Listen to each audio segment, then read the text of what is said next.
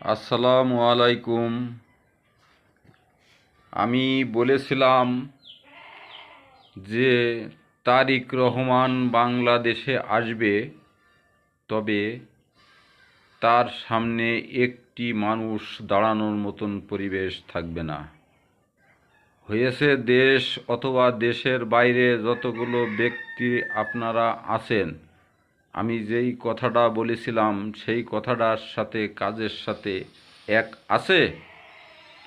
তবে আমি বলছি, তারিক রহমান বাংলাদেশে প্রবেশ করেছে, তবে আপনারা অতিরিক্ত যানজট করবেন না, ভিড় করবেন না।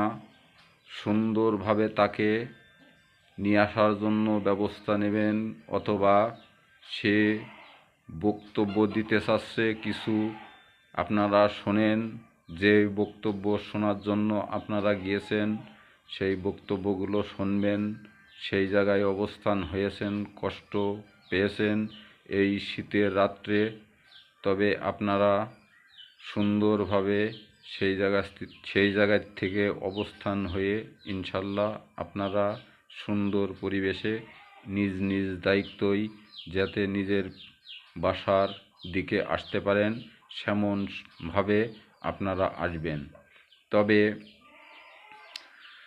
আজকে অত্যন্ত দুঃখের বিষয়, আপনাদের মাঝে আমাকেও থাকার দরকার ছিল, তবে আমি অত্যন্ত দুঃখিত।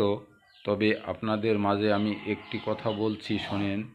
সেই কথাটা বলেই শেষ করতে চাই। আমি বেশি আপনাদের মাঝে বিরক্ত করতে রাজি নাই।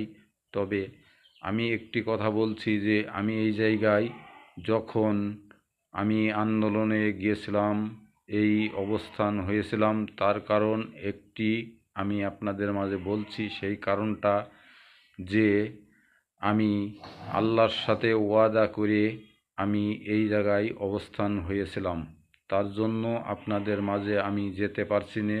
শুকুর আলহামদুলিল্লাহ, আমি এতেই সন্তুষ্ট। আপনারা যে যেখানে আছেন আপনারা ভালো থাকবেন, সুস্থ থাকবেন।